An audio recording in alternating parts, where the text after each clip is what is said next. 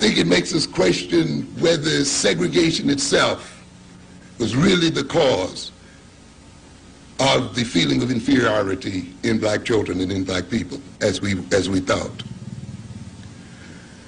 It'll make us question also what I think was a naive belief, that if we integrated with the whites, somehow they would stop seeing us as people of color or as black people. If we integrated with the whites, somehow the world would stop dividing itself up in terms of race, that somehow the world's division of itself in terms of African people and European people, black people and white people and so forth would somehow end. I think this study clearly implies then that this is not the case. I think it implies on a deeper level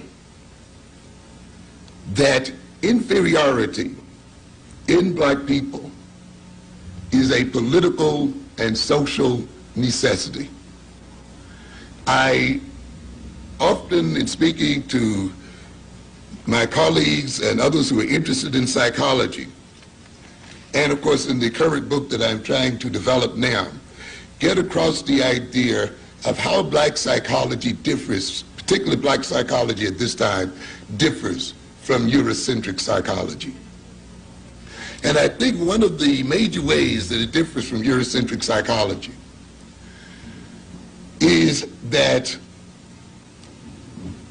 when we talk about abnormality in the black personality, when we talk about feelings of inferiority in black people, feelings of self-hatred and self-alienation, feelings of incompetence, feelings of powerlessness and so forth that we hear a lot about, we must recognize that these feelings are a political and economic necessity. And we should start from that premise if we are to understand the psychology of black people. I often put it this way. In order for us to be in the state that we are in today as people, we have to be out of our minds. We literally have to be crazy. It is necessary for us to be crazy. It is necessary for us to be backwards. It is necessary for us to be maladjusted. It is necessary for us to be disunited. It is necessary for us to be self-hating. It is necessary for us to be filled with an inferiority complex. In a world where the European is essentially about 10% of the world's population, if that 10% is to continue to rule over the other 90%, it must keep that 90% out of its mind. It must keep that 90% in a state of deception. It must keep that 90% filled with a feeling of powerlessness and incompetence.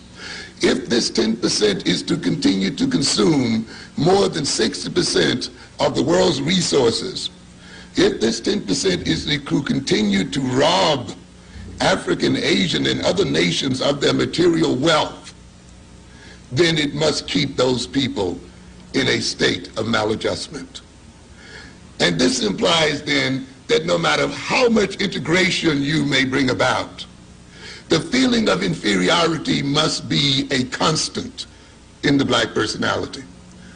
No matter how many people you run for president, no matter how many mayors you get elected, no matter how many people you get on the board of IBM and the others, the basic sense of inferiority, the basic sense of dependency must remain a constant in the black mind. And I will indicate this, and I think this study, which occurred now some 40 years later, shows this to be the case. Dr. Clark shows surprise that after all of this time, this feeling is still there. I would not, and I don't think any student who's basically looked at the necessity of black people being out of their minds as being the foundation of European dominance would not be surprised. I think it was quite predictable. Remember, these children have this feeling of inferiority basically from the end of their second years. You can pick up this sense of inferiority as early as 3.5 years old. So it starts very early. And I'm still working through my mind the implications of that finding. We are talking about preschool children, not only children that are in school, but children who are having this feeling prior to school. This would, of course, indicate that, to a degree, that our environment is saturated with racism through TV, through the various media, through the pictures our walls, through the unconscious and conscious state, and influence the child's behavior and attitude starting in the womb itself. And I often start my developmental classes not with the prenatal period and how egg meets sperm, but with why do you have children in the first place? Because the reasons you have children will influence their development. It will influence them from the time they're in your womb until, of course, the day they die upon this earth.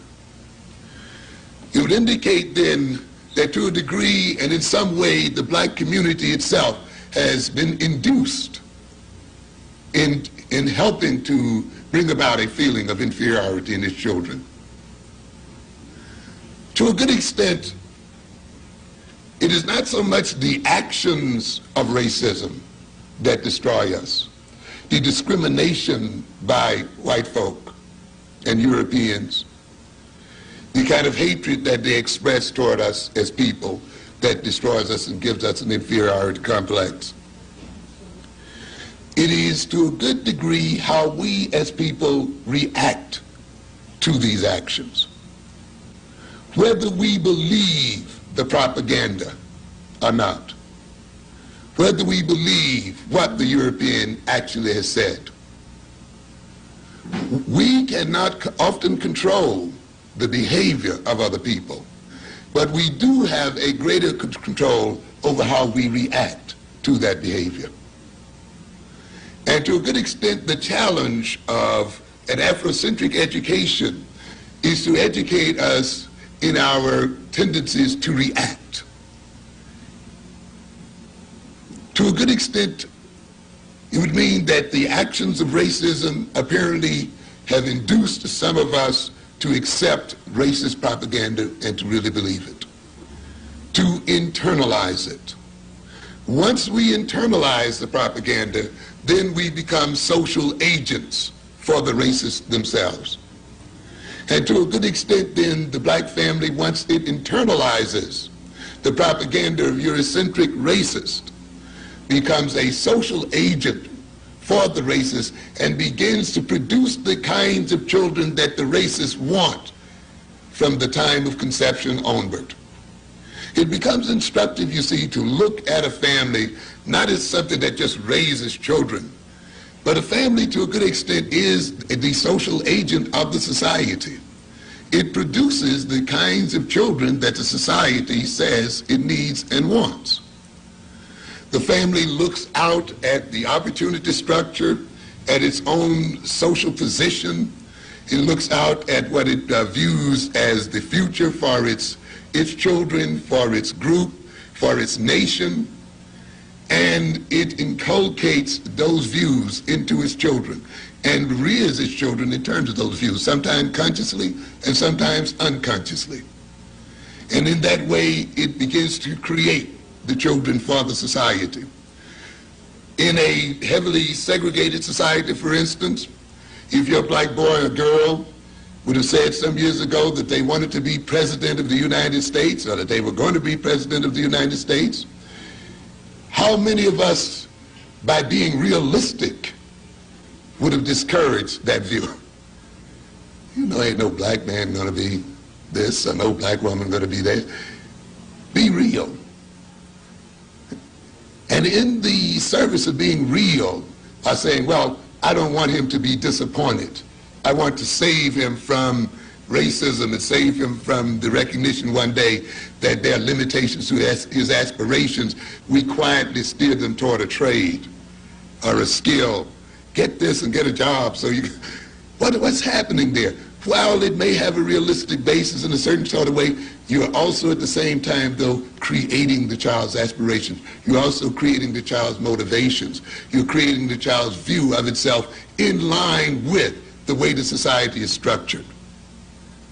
A true Afrocentric family not only relates to its children in terms of reality, but it relates to its children in terms of idealism.